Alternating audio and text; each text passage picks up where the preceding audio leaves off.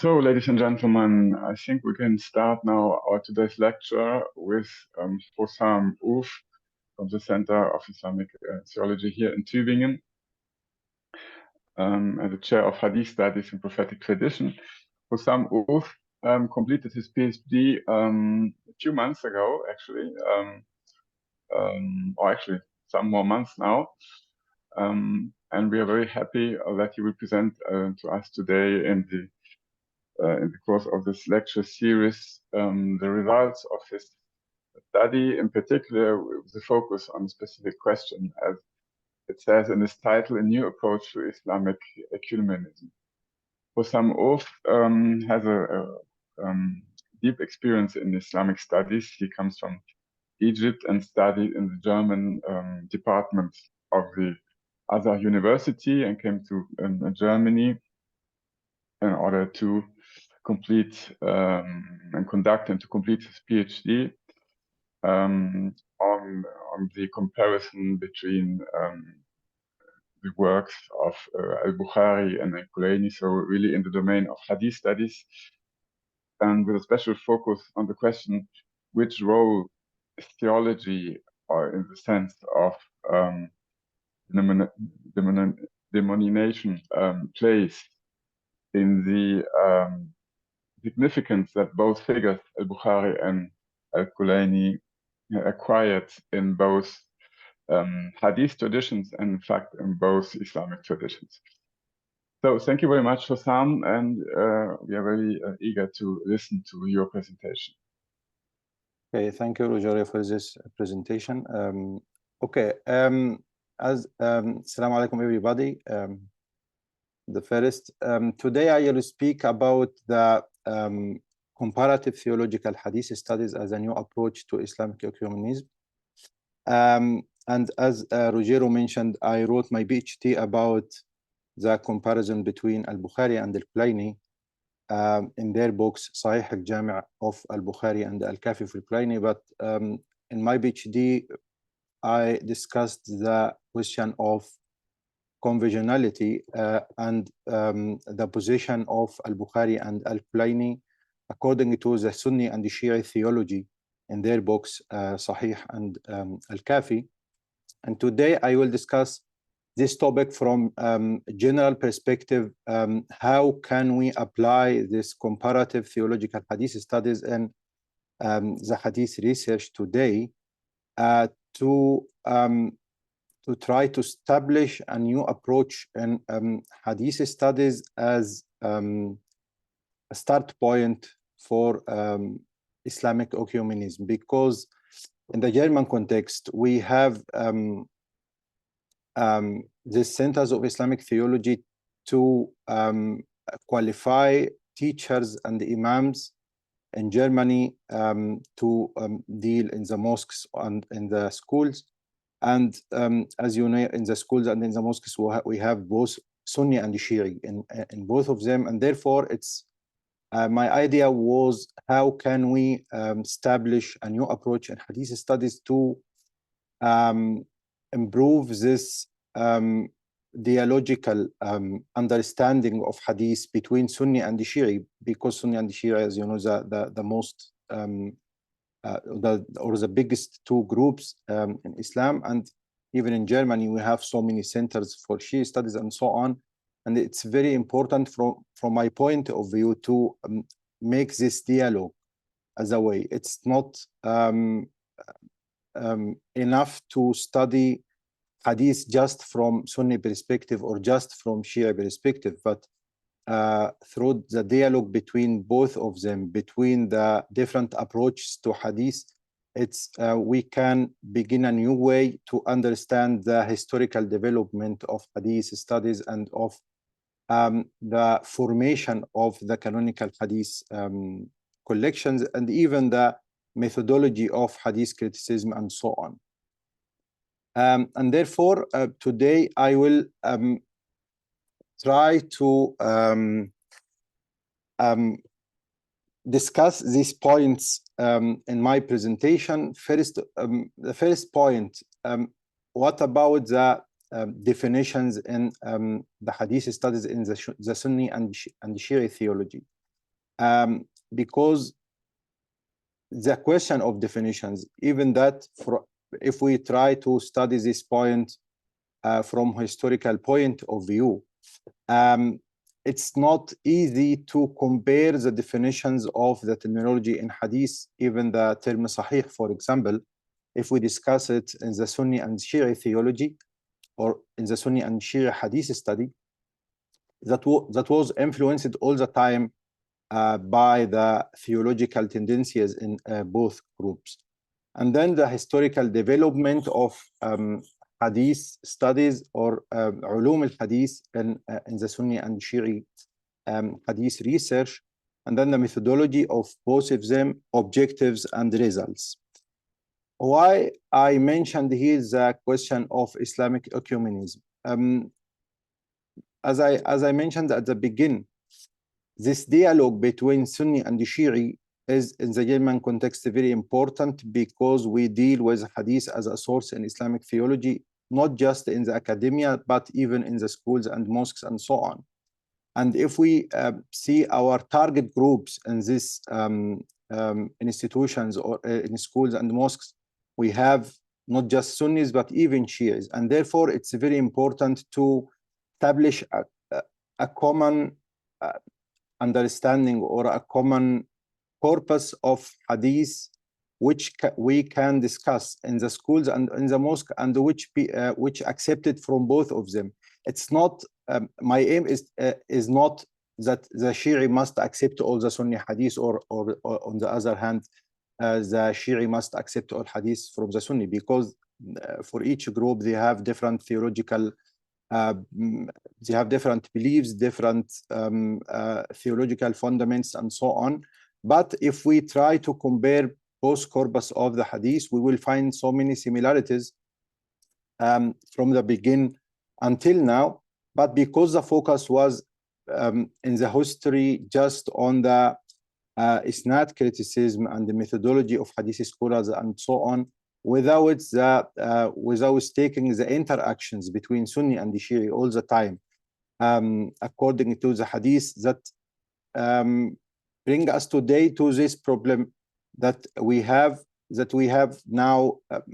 It's like a totally separation between Sunni and the Shia research, even in hadith studies.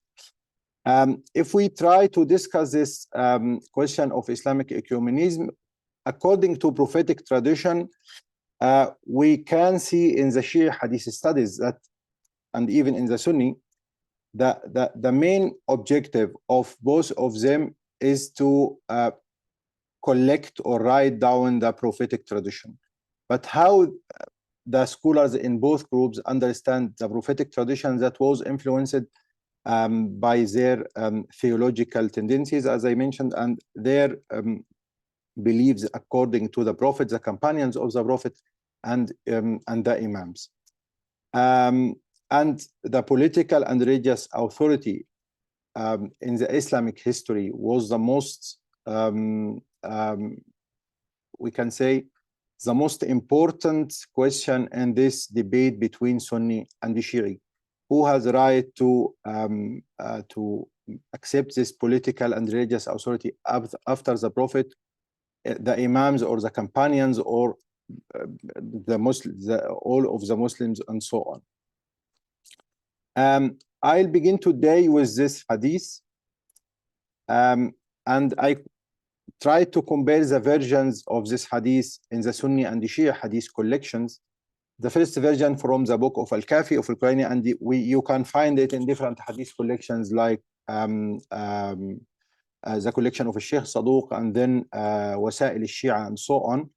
عن عدة من أصحابنا عن أحمد بن محمد عن محمد بن سنان عن أبي عباد عمران بن عطية عن أبي عبد الله, that is the text, Imam Ja'far al-Sadiq, قال, that is in a long tradition, قال يا أخ أهل الشام اسمع حديثنا ولا تكذب علينا فإنه من كذب علينا في شيء فقد كذب على رسول الله صلى الله عليه وسلم ومن كذب على رسول الله صلى الله عليه وسلم فقد كذب على الله ومن كذب على الله عذبه الله عز وجل. if we read this tradition, we can see here the Shi'i concept for this theological and political authority in Islam. من كذب علينا فقد كذب على رسول الله ومن كذب على رسول الله فقد كذب على الله, and so on. So Ja'far Sadiq mentioned here that to tell a lie about the Imams is like to tell a lie about the Prophet and about God at the end. And then the version of this hadith in the Sunni tradition, حدثنا محمد بن فضيل عن الأعمش عن حبيب عن ثعلبة عن علي. This hadith in the Sunni traditions came from different narrations from Abu Huraira, for example, in Sahih al-Bukhari, and here from Ali. But I mentioned here this version from Ali because the Shia have the same version in their books from Ali, but with the Shi'i isnad, with isnad of Shi'i hadith narrators. عن علي رضي الله عنه قال قال رسول الله صلى الله عليه وسلم من كذب علي متعمدا فليتبوأ مقعده من النار. Here this question of lying or of telling a lie about the Prophet or about the Imam is the main question here to show how it was, and it's now very important to examine the hadith to verify it. In the Shia tradition, they verify the hadith, they examine the hadith to reject the lies, these lies about the Imams and the Prophet and so on. And in the Sunni tradition, the aim of the hadith science is to examine the hadith to exclude this hadith which are lies about the Prophet. In the third version here, that this version is in Al-Kafi, and that was a dialogue a conversation between Sulaym ibn Qais, that is in the Shia tradition, one of the most important students of Ali ibn Abi Talib, and his book, the book of Sulaym ibn Qais, is considered as one of the most resources in the Shia theology, even if there is disagreement about the authenticity of the book in the Shia theology, but the book is until now one of the most old resources for the Shia scholars. In his conversation with Ali ibn Abi Talib, he asked him about the possibility of the lying about the Prophet in his time, and Ali confirmed it. Ali ibn Abi Talib say فقال that the Prophet said قد كذب he said قد كذب على رسول الله على عهده حتى قام خطيبا فقال يا أيها الناس قد كثرت علي الكذابة فمن كذب علي متعمدا فليتبوأ مقعده من النار ثم كذب عليه من بعده إنما أتاكم الحديث من أربعة ليس لهم خامس.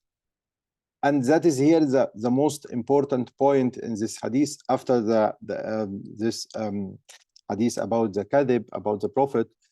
رجل منافق يظهر الإيمان متصنع بالإسلام لا يتأثم ولا يتحرج أن يكذب على رسول الله صلى الله عليه وسلم متعمدا فلو علم الناس أنه منافق كذاب لم يقبلوا منه ولم يصدقوه ولكنهم قالوا هذا قد صحب رسول الله صلى الله عليه وسلم ورآه وسمع منه وأخذوا عنه وهم لا يعرفون حاله. Here in the last sentence in this hadith, we say the Shi'i position to the companions of the Prophet and to the Sunni concept of the acceptance of the traditions of the companions of the Prophet, because as you know, in the Sunni hadith studies, all of the Sahaba are reliable. And here in the last sentence in this hadith that is ascribed to Ali ibn Abi Talib and even to the Prophet, he said رجل منافق يظهر الإيمان, and then ولكنهم قالوا هذا قد صحب رسول الله صلى الله عليه وسلم ورآه وسمع منه وأخذوا عنه وهم لا يعرفون حاله. That is, here is a Shi'i concept for the acceptance of the traditions of the companions, because in the Shi'i theology they don't accept all of the traditions of the companions. They divide the companions in three groups. Just the first group, their tradition are accepted, that was the followers of Ali or the Shia of Ali in his time. And here if we see the Sunni the Sunni position for the Sahaba, it's totally different. And even it seems here in this hadith, like Ali ibn Abi Talib mentions the definition of the Sahabi from Sunni perspective, the late definition from if we see من صحب رسول الله ورآه وسمع منه وأخذ عنه, that was the definition of the Sahabi in the time of al-Bukhari and after him, and that was mentioned in the book Al-Kafi of al-Kulayni and ascribed to Ali ibn Abi Talib, and the first one of the narrators of the hadith which he categorized here, that was this Sahaba, which or group of the Sahaba which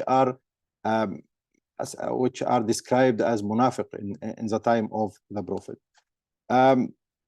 Here, one narrator of hadith is a hypocrite who only pretends to be a Muslim. Purposely, he does consider it a sin and offense to lie and to call the narration purposely a hadith of the Holy Prophet. And then, why is it not a hadith of the Holy Prophet in reality? If people know that he is a hypocrite and a liar, they will not believe him. The people say he lived at the time of the Holy Prophet, saw him, as he hadith from him, has preserved those hadiths, but they don't know his condition. This concept of suhba is one of the most important differences between Sunni and Shia according to the hadith.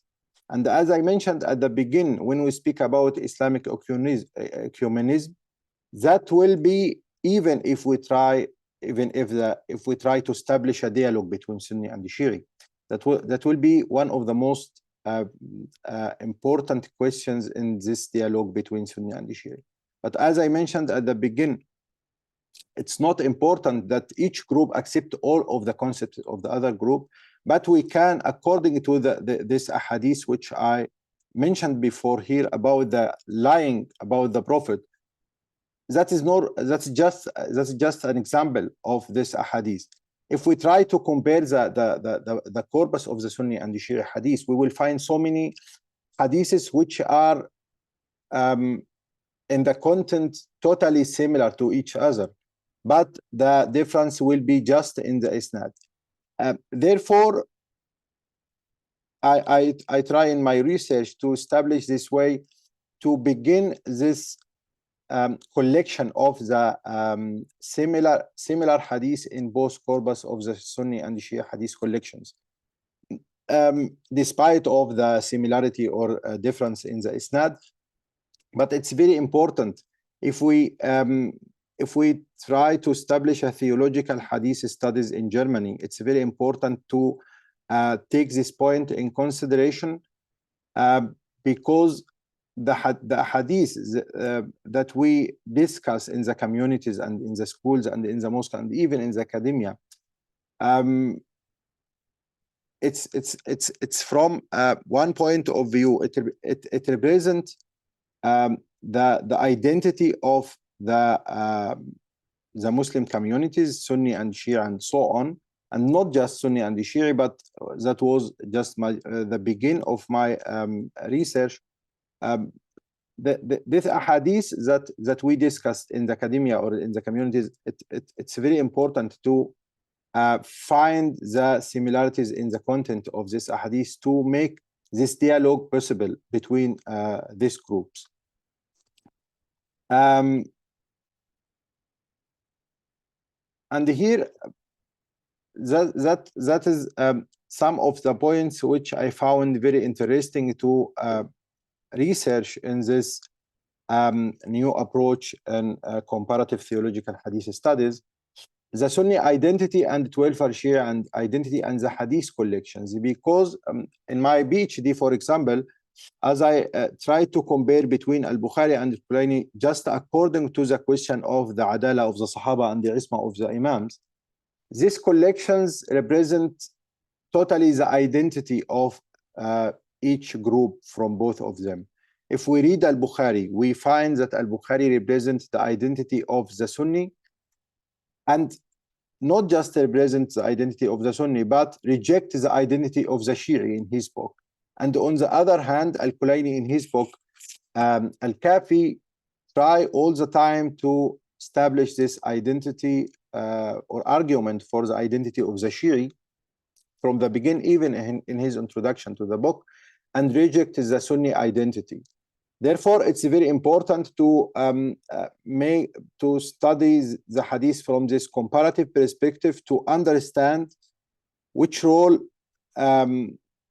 had this identity, on the other hand, on the formation of the hadith collection, and which role had the hadith collections on the formation of the identity of Sunni and Shi'i, because there is, it's like, there is interaction between both of them. The hadith collections played a main role in the building of the identity of the group, Sunni or Shi'i, and on the other hand, the identity of the Sunni and the Shi'i scholars play a major role in the collection of some hadith and the exclusion of another hadith. And then the function and the work of hadith scholars and the hadith collectors. Because if we see in the first centuries, in the first 2 centuries before the formation of the canonical period in hadith collection, the 6 canonical hadith works and the 4 canonical Shi'i hadith works in the 4th century. In the 2nd century, exactly, there was an interaction between the Sunni and Shi'i scholars. And even this differentiation between Sunni and Shi'i that was not so clear at the beginning. Therefore, if we read, for example, the biography of Ja'far al-Sadiq, we will find that he had interaction with Malik ibn Anas, with Abu Hanifa, and different Sunni scholars. And on the other hand, he had so many Sunni students. And on the other hand, Ja'far al-Sadiq himself, studied by Sunni scholars, that is not accepted in the Shi'i theology, that the Imams was students of another Sunni scholars. But if you read the biography in Ja'far al-Sadiq in the Sunni literature, you will find that he had Sunni teachers in his time. And in the Shi'i literature, he had Sunni students, not Sunni teachers. But just through the network of Ja'far al-Sadiq, but why I mentioned here Ja'far al-Sadiq? Ja'far al-Sadiq, if you see the hadith collections, even the Sunni or the Shia hadith collections, the most hadiths from the Imams in the Sunni collections are ascribed to Ja'far al-Sadiq, and in the Shia hadith collections, for example, in Al-Kafi from Al-Kulayni, there are more than 11,000 hadiths which are attributed to Ja'far al-Sadiq as the 16, because the Shia theologians discuss this point, and they mention that in his time, that was the end of the time of the Umayyad Caliph and the beginning of the Abbasid Caliph, and he has freedom to have connections with the Sunni and Shi'i scholars in his time. And then this interaction between Sunni and the Shi'i was not just in the 2nd century, but even in the 4th century. In the 4th century, if we see, for example, the relation between Sheikh al-Saduq and another scholars in his time, like Al-Khatib al-Baghdadi and different people, even if it wasn't clear that they had a direct contact to each other. But if we read the books from Al-Sheikh al-Saduq, from Al-Sheikh al-Mufid, from Al-Khatib al-Baghdadi, we will find so many similarities in not just in the questions of hadith studies, but even in the questions of usul al-fiqh and so on. Another point is this point is the question of sihha. The question of sihha is actually one of the most important points in this comparative theological hadith studies, because it's directly related to this question of the authority. Which religious authority is present in the Muslim community until now?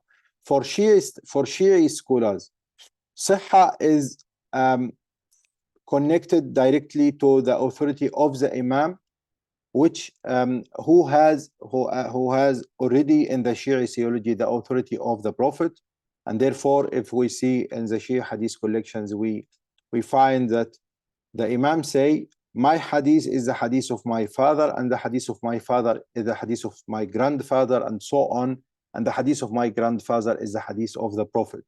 Therefore, this authority, this continuous authority in the Muslim community, from Shia point of view, is from the Prophet to the Imam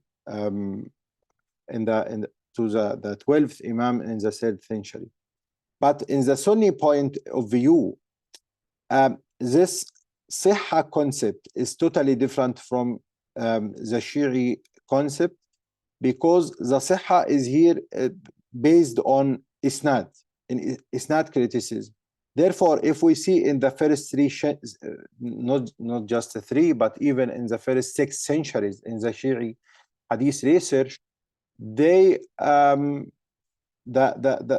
concept of the authenticity was related to the evidences that they had in this time that this hadith came from the Imam. For example, if they found the hadith in one of the Usul al-Arba'umia, which are not exist now, that is an evidence to accept this hadith and to ascribe or attribute this hadith to the Imam.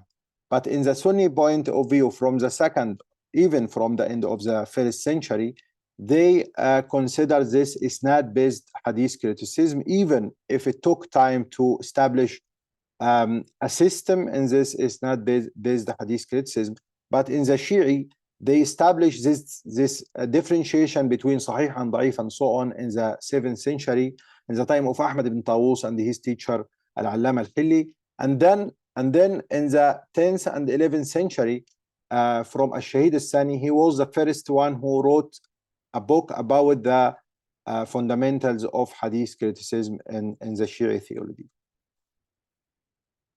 Just the concept of the Sihha, here we can explain through this concept so many different historical developments in hadith studies and in theology and in different concepts.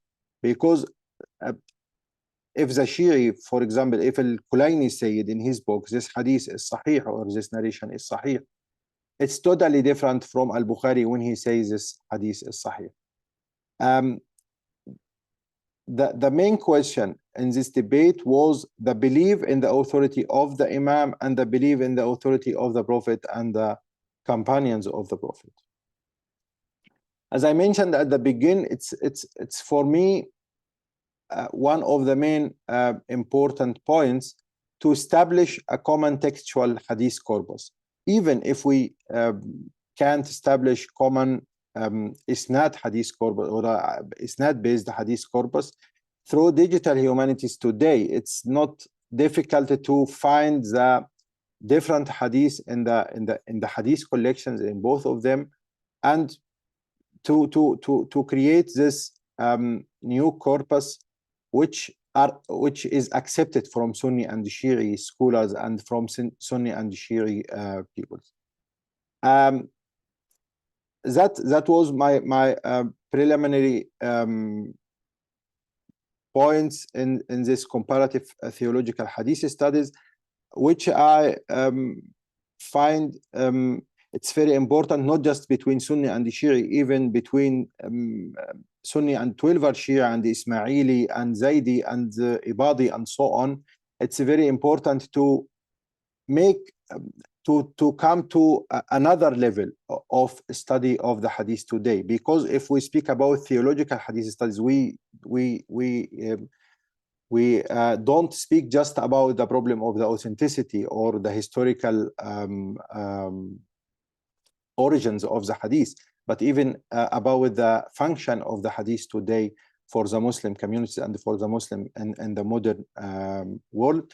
And even especially in the German context, it's very important, because we speak here about theological hadith studies, which is a little bit new in the hadith research, but it's very important to begin Hadith research in this way.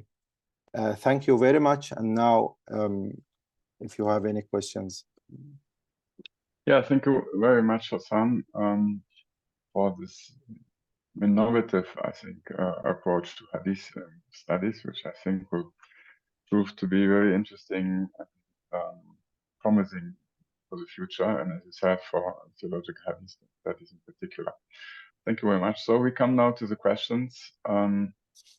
You can just raise your hand or ask them in the chat. Yes, Mohammed Takle, please. Okay, Assalamu alaikum wa barakatuh. Jazakumullah khairan. Thank you very much for this presentation, Brother Hossam. Congratulations for your PhD finished. We hope we will follow you, inshallah ta'ala, very soon. Thank you.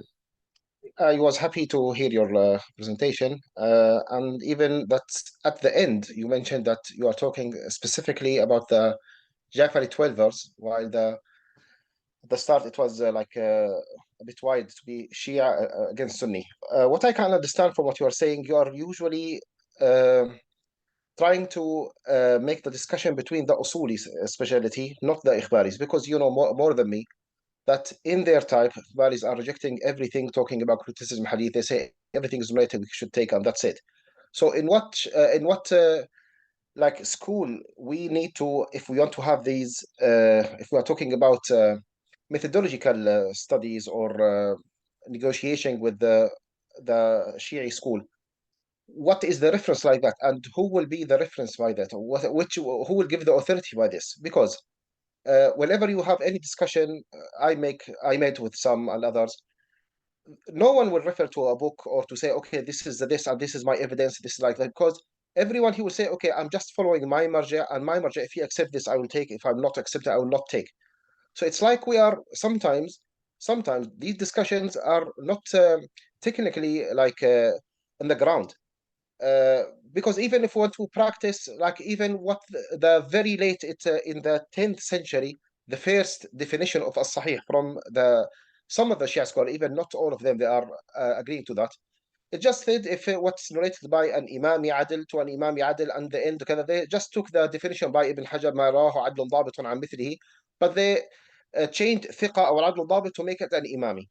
So even to practice this in the three first centuries, it's really impossible to feel, even by the sources of the Shia books, because many of them, some of them, they are not 12ers, they are Zaydi, they are Ismaili, they are Kaysani, they are from Ghurabiya, they are from other things. So I'm not sure that this is, it's good to have like relations with in places that there are some interactive things, but to make it like a scientific thing, there's a lot of things, differences that I'm not sure it's capable to be scientifically on the ground to see it. Even if we're looking about the authenticity of the sources, and when suddenly in the 12th century there will be like 200 new sources and others, and some even from the Shia scholars, when they will criticize Al-Kafi itself and they will reject 2/3 of it, some will accept like in like okay, this man la yahduru faqih, it's from the first four main sources, even no chains. It's everyone has a different view like that, so it's different a lot from the Sunni. From the main differences, that Sunni, they have rules that everyone should refer to, but Shias, every marja has his own ideas, and when we want to speak with everyone, really we want to speak with what his marja alone is. Another main difference, when we talk about Sunnis, when hadith in Sunnis, it's only about the sayings of Muhammad sallallahu alaihi wasallam. But the Shias, it's for all the 12, when you're talking about the 12ers, it's all the 12 Imams.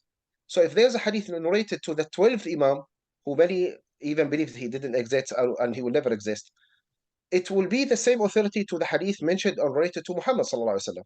So when we're saying Ja'far Sadiq is saying that, this is saying that and that, even we're not looking about when we are like comparing with Sahih Bukhari and others, there's a difference between how to accept these books and the other says. So accepting from the start and then having this, I think it's even not matching these things. I have these and many other concerns, but I don't want to take a lot of things, but I'm not optimistic about to be in this dialogue that it will be scientific, because I had with some of the Shia scholars, easily he will say, okay, that's the view of that book, that Imam, this narration, Al-Nur al-Tabrasi, Al-Hurr al-Amili, but my marja, he says this, and I'm following my marja, and that's it. So I can't catch him in any way. That's my point. Thank you very much. Okay, thank you, Ziad, for this questions, not question. Actually, you raised so many points which are very interesting, but when I speak here about the possibility of the dialogue between Sunni and Shia scholars, I speak about the people who are in the context of the research of the academia. Actually, even on the Sunni side and on the Shia side, you will find these people who are not accept any dialogue with each other. But if the first point, for example, about Ikhbari and Usuli and so on, therefore I mentioned at the beginning, it's not important for me to take the problem of isnad in consideration. It's for me important to take the content in consideration. Because actually, if you read the book of Al-Kulayni, for example, and the Sahih of Al-Bukhari, you will find so many similarities in the mutul, but not in the isnad. The isnad concept by Al-Kulayni was totally different from the later scholars in Shia and so on, as you mentioned, Usuli and Ikhbari and so on. But in practice, you will find that the school of the Usulis, they accepted the most of the hadith in the books of the Ikhbari. The hadith of Al-Kulayni and Saduq and the other scholars was accepted from the later Shi'i scholars, which called themselves as a Usuli.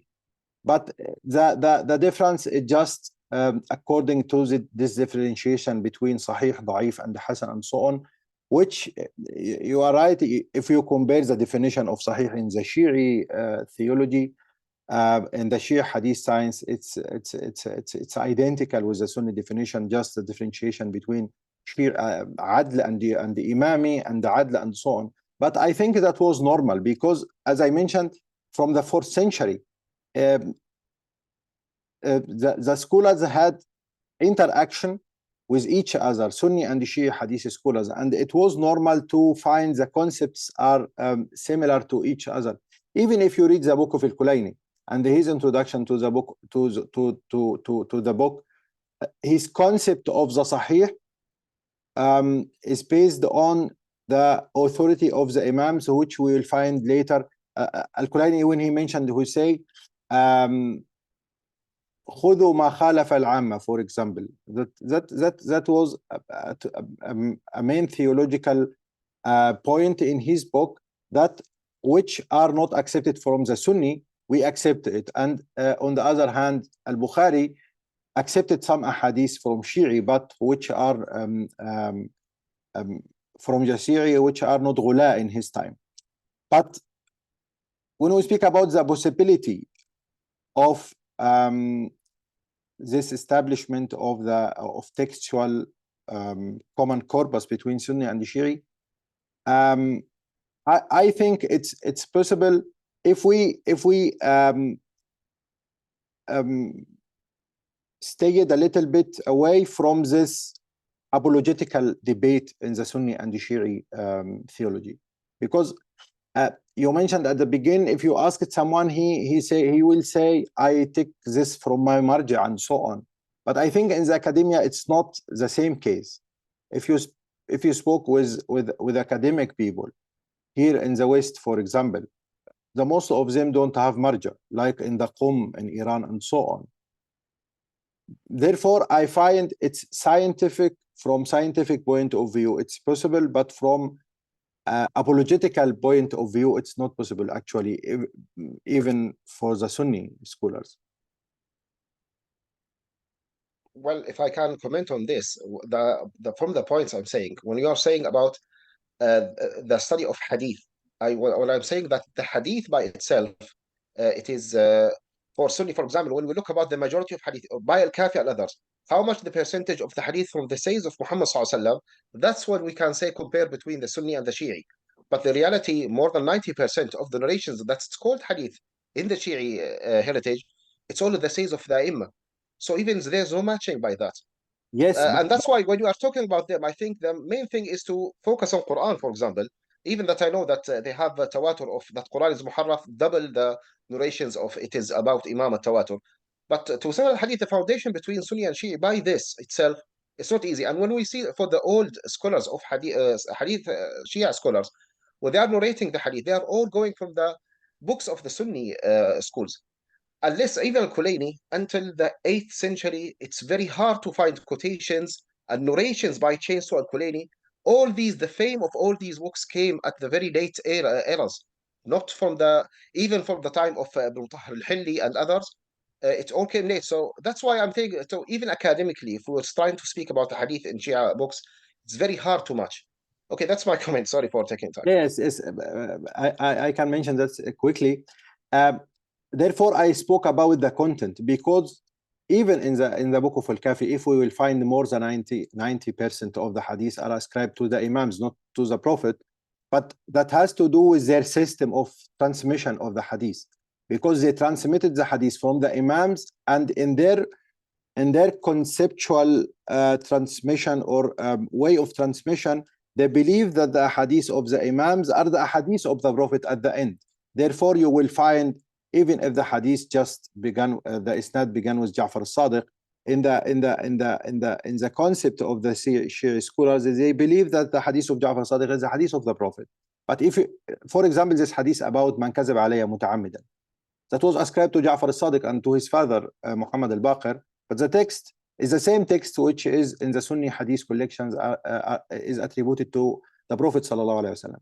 And that what I want to mention here. It's if we try to take just the content of the hadith, we will find so many similarities, despite of this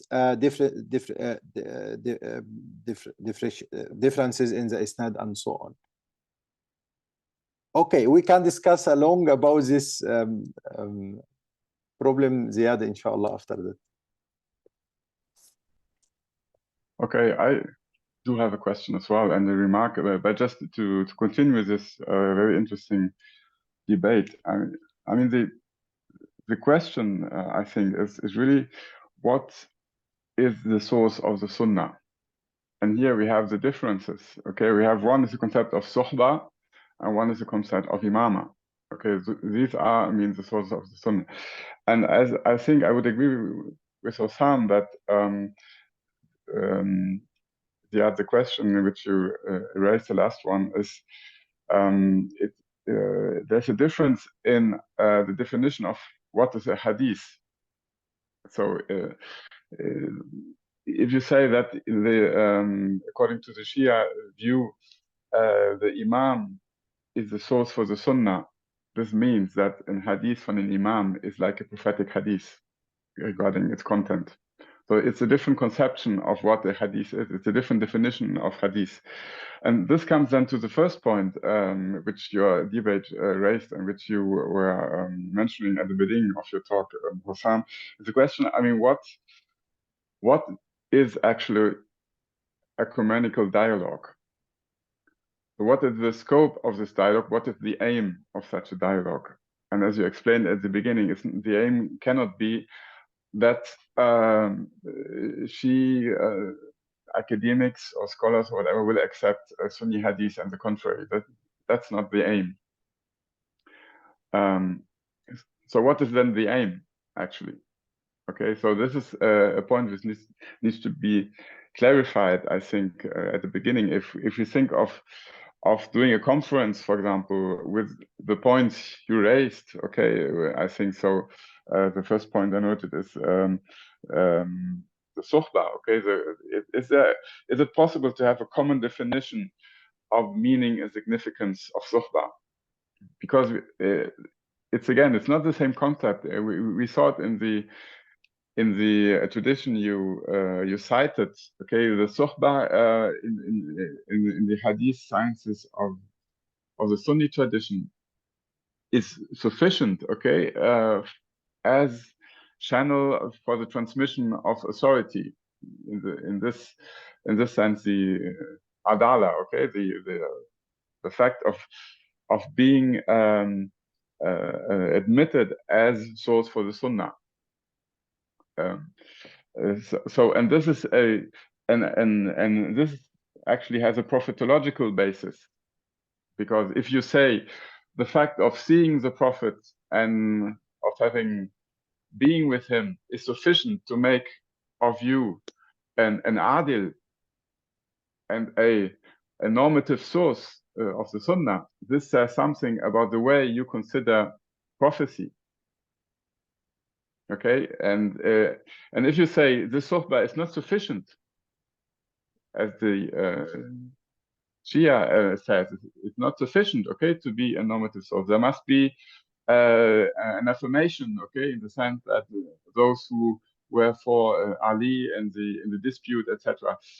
This is a different kind of prophetology as well, okay, and a different conception of prophetic authority and how it is transmitted. Okay, there is this need of a genealogical transmission. So this would be, for example, the first point. The second point, Jafar as-Sadiq as ecumenical figure. Okay, I think that's very interesting, and there has been some work. I'm thinking in Azhar, okay, and in the domain of fiqh, okay, you have this concept of Jafarid fiqh, etc. So this is very would be a second panel, I think, for such a conference. And the third one, a differentiated conception on siha.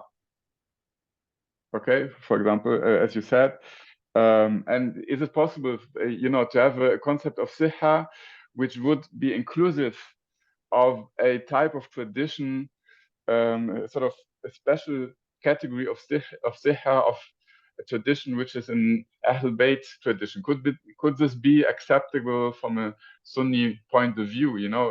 Not having the same status from a Sunni perspective, of course, as a Marfu' tradition, but could there be a category of siha, for example, okay, for this type of tradition, which is meaningful in the Shia context? And then fourth, the question of the definition of hadith. So this would be a very interesting conference, I think, for comparative hadith studies. But before, and coming back to my initial point, it must be clear what must be the aim of dialogue. Okay, yes. I mean, what is the scope and the aim of dialogue? And I think if we consider the Christian case, for example, the ecumenical efforts between Protestantism and Catholicism, for example. So I think a first aim is really to better understand the other point of view, to better understand the other perspective, which doesn't mean to agree with it. Okay, but it means to understand. I mean, in German, you have this very nice word nachvollziehen. So you can follow the argumentation and you understand why the other believes what he believes without agreeing with him. Of course, you don't agree. Okay, you have a different belief. Okay, you have a different, but you understand why the other believes what he believes. Why the hadith of Imam Jafar as-Sadiq has the same status as a prophetic hadith, for example. So this would be already, I think, an important aim, because this is then the basis, of course, for dialogue, and which then is important, as you said, because each perspective, is able to show certain aspects which the other perspectives cannot show. I mean, academically as well. So aspects of hadith transmission, of understanding of hadith transmission. And then, of course, there is the aspect for society, which you mentioned, the necessity of mutual understanding, which if we consider now, the situation in the Middle East, there is no need for explanation why this is important. But also, as you said, in Germany, of course, okay, where we have different communities living together. So this is important to this idea of mutual understanding. Thank you. Thank you very much, Ruggero.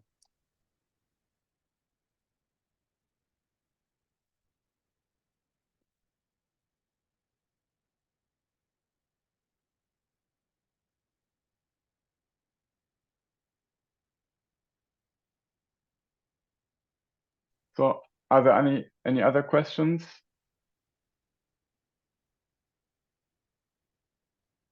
I think we do have actually a specialist on Shia Hadith with us, so it would be interesting to know what she, yes, here we are. Hello. Thank you, Hossam, for your presentation. I just wanted to add some experience about Hadith studies. For example, in Mahdaviyat, we have some ahadith in Sunni books, for example, in Sahih Muslim or Ibn Majah, which are have had written before Kafi and the other books of Shia. And in this ahadith, we see some hadith context that they say that, for example, Mahdi is from the children of Hussein ibn Ali, and you know that in Shia perspective, they say that yes, Mahdi is from the children, the succession of the Ali ibn Abi Talib, because of these ahadith, which came from, for example, Sunni hadith. And you know that I think there are some similarities between Sunni and Shia hadith. And we also have some ahadith from Shia context that says that have some isnads from Shia narrators. But also in Sunni books, we can see from other narrators who are from Sunni school, and they say the similar, something that is similar. But you know that there is no answer in Sunni context for this kind of ahadith. And I think we can, by studying on this kind of ahadith, we can find, you know, a viewpoint for bridge the gap between Sunni and Shia. And I think it's really important. And another thing that I wanted to mention is that about the question of Mr. Takla, if I'm right, he told that because of the marja'iyya in Shia, we have we cannot make, you know, a dialogue between Sunni and Shia. I think if we, regardless of the government of Shia in Iran nowadays, I think in academia and also in society, we can find a lot of similarities between Sunni and Shia, because I think the differentiation are just about something that is for their individual, and marja'iyya is something that have some points about individual religion. I don't know if I could say what I mean, because I think in society, as Hossam told, in academia and also in society, we can find some similarities between these two schools. Okay, thank you, Mahbouba, for these comments. Actually, I totally agree with the first point, because as I mentioned in my presentation, it's not just this a question of isnad. Even if we try to compare the isnads, we will find in the Shia, for example, Shia collections, so many hadiths which are transmitted from the Sahaba, for example, from some of the Sahaba. And even in the Sunni hadith collections, we will find some hadiths which are transmitted from the Imams, but not in their authority as Imams, but as a reliable hadith transmitters from Ja'far al-Sadiq, Muhammad al-Baqir, the most two famous figures in the Sunni hadith traditions. But we can do both of them to establish this dialogue. And I understood what Ziad in his questions mentioned, that the problem of the authority of the hadith, of the common hadith between Sunni and the Shia in this dialogue, or the consideration of this hadith as arguments. It will be a little bit problematic, but if we can try to establish this common corpus between both of them, and then in the next level we can discuss about the authority and about the argumentation with this ahadith. But the first step, we have to begin this dialogue through the first point, as Ruggero mentioned. I don't call to the totally acceptance of the whole of the hadith from Sunni point of view, from Shia point of view, but we live in Germany, for example, in a different context, and the Muslim communities have to deal with each other. And to make this dealing possible, it's very important to establish this common or mutual corpus of the hadith. When I am a teacher in a school, for example, and I am teaching a hadith in the lecture of religion of Islam and so on, and I have in my class Sunni and Shia and Ibadi and different students, and they read the hadith in their homes and in the mosque and so on. It's very important to have some hadith which are acceptable from all students in the school, for example, to discuss about this, to show them the image of the Prophet, which is accepted from all Muslims, for example. It's very important to find these texts, and these texts exists actually in the both corpus. If you take a look just in 100 pages in Al-Qur'ani and Al-Bukhari, you will find so many similarities in Bab al-Ilm, for example, and in the book about Salah, about Al-Hajj, about Al-Siyam, and so on. You will find, for example, in the khutbah of Ja'far al-Sadiq, which is written in 12 pages in Al-Kafi, you will find 10 ahadith which you will find in the Sahih of Al-Bukhari in the same time. But here they are attributed to Ja'far al-Sadiq, and in the Sunni collection attributed to the Prophet. But like I said at the beginning, it has to do with the concept of the transmission and tradition in both of them.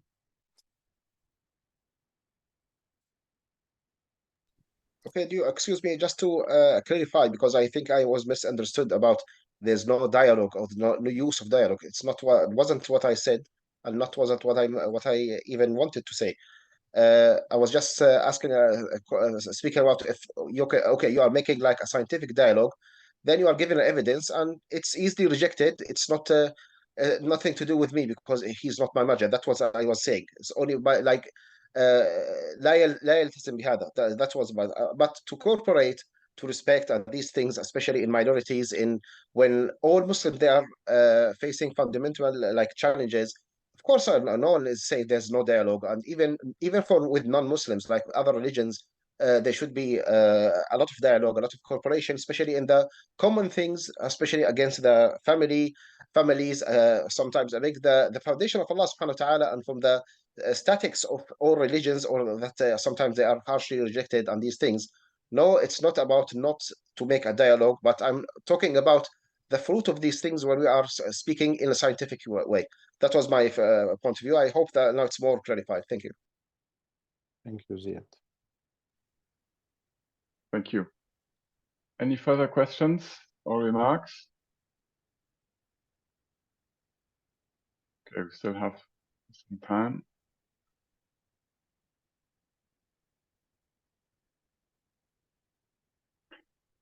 Maybe a question to Hossam. What would you say? What is the state of this?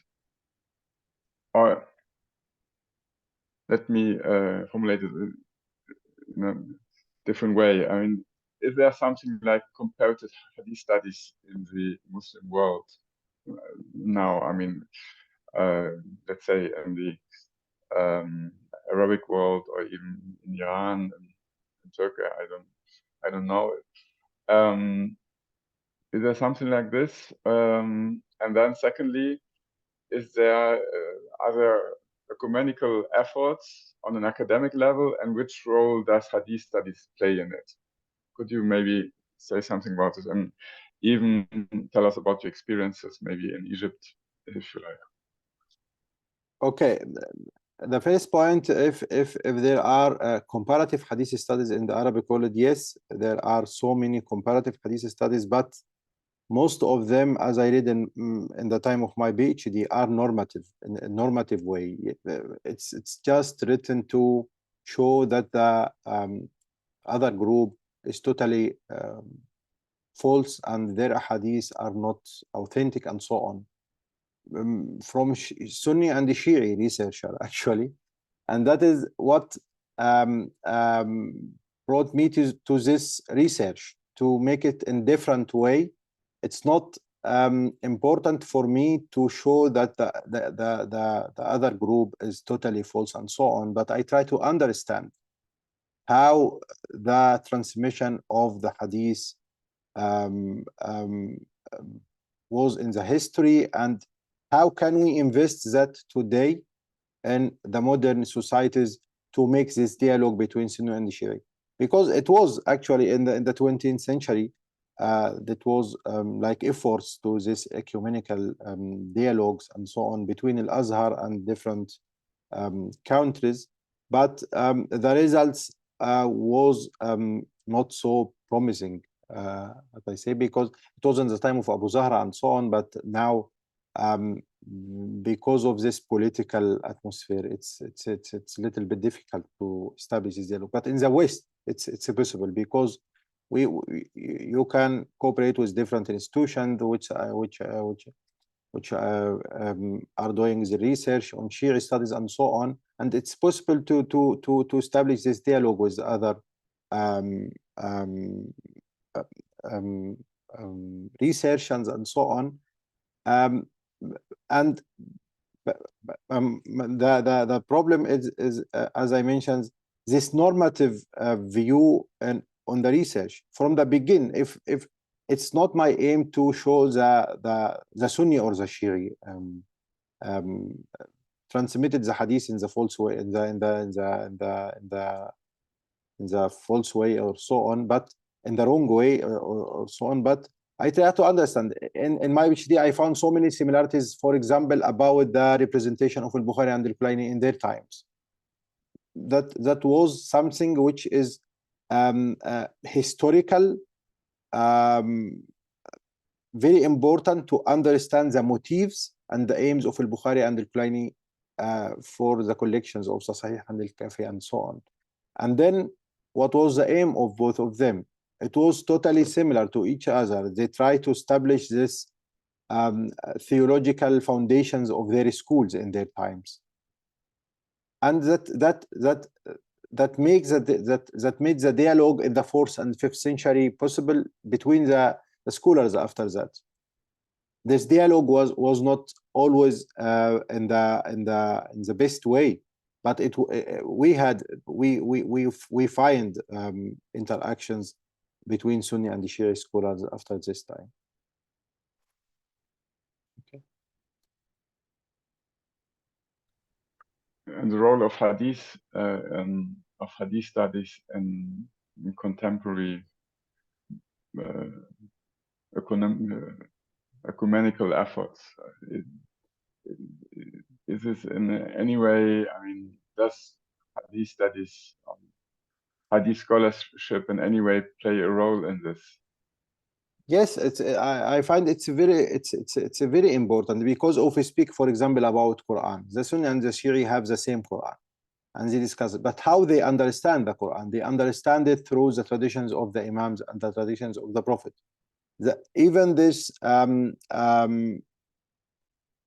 their view of the world, the theological perspectives and so on, it depends on the hadith in both traditions, in the Sunni and Shi'i. And therefore, even if we try to establish this ecumenical level in the study, we can try to establish the understanding of the Quran from both points of view. Even if we don't have to deal with this problem of the Imam and the Suhbah from normative perspective, but just to understand which role this theological foundation, which role this theological foundation played in the understanding of the Quran for the Sunni and the Shi'i Muslims, for example. Hadith, I find that Hadith can play a major role in this dialogue between Sunni and Shi'i, more than the Quran actually, because the Hadith is the first text which is taken from the Sunni and the Shi'i scholars to understand the Quran. Therefore, I find the Hadith is very important to begin this dialogue. And even in the fiqh, the most Sunni and Shi'i fiqh is based on Hadith from Sunni and Shi'i point of view. I hope I understood your question right. Yes, it was also about the fact, as far as, I mean, my impression is that until now, it didn't play any role in it, I mean, in Islamic ecumenism. I mean, nobody really considered Hadith. Because there is no efforts for Islamic ecumenism actually. And if we speak about Hadith even in the normal research is not so present in the academia like the Quran. We find so many studies about Quran even in this Sunni and Shia discussions, but Hadith is not. And therefore, if we speak about the establishment of theological Hadith studies, it's very important to establish this comparative theological Hadith study and different approaches within it. Yes, because if I may add, what your PhD also has shown, that both Hadith traditions of Hadith scholarship developed, not completely separately, but at the contrary, they were reacting to each other. So in fact, you cannot really understand the history of, for example, of Sunni Hadith scholarship without considering, how it reacted towards on the Shia Hadith study. Yes, exactly. So this is one important point, I think. So there is somehow a common history also of Hadith scholarship, of Hadith transmission, which has not yet been written, in fact. And even if we try to understand this historical development, it's totally difficult to understand the historical development of the Sunni Hadith tradition without consideration the other traditions in the time, not just the 12 Shi'i, even the Mu'tazili, the Ibadi, the Ismaili, and so on. Because even if we can't find in the historical works this direct interaction between the peoples, the scholars, but we find evidences in the books that the scholar X or the scholar Z reacted on this phenomena in the other theology. For example, in his book, Al-Bukhari, for example, and that is known for the most Hadith researcher, when he criticized the Hanafi or the Mu'tazili or the Shi'i, he mentioned that in his book. We will not find in the biography of Al-Bukhari that he has debates with these scholars in each time. But in his book, he established this because he dealt with the problems in his time. And therefore, and the same thing was for Al-Kulaini, very clear in his introduction, because he mentions that the students who came to him to write his book, he said, the people in our time try to transmit wrong traditions about the Imams, about the Prophet, and so on. And we can't find any way to just verify the authentic traditions from the Imam. And therefore, he takes this effort to collect this hadith from the Imams. Thank you. There's another hand raised by Ziad. Okay, Yeah. I think also from the causes from why there's no that dialogue before, because even if you're looking speaking about hadith, when did the Shia hadith book established outside the Shia world? That was just very recently. So and before that it was only in the hawzat, it's not spread. So no one can, like for example, to reach them to see the similarities, to react. It was mostly about the recent rudud, when the very late scholars try to access their books to see, to like answer things when whether some attacks or some dialogues or some other things, you know, the flex between the both sides. And before this recent century, like the last 40 years, it wasn't easy for anyone to go to see their sources. But by the other way, the Sunni books are spread everywhere, in all the world. But for them, before the Thawra of Iran, there was no spread in all the Arabic libraries for their sources.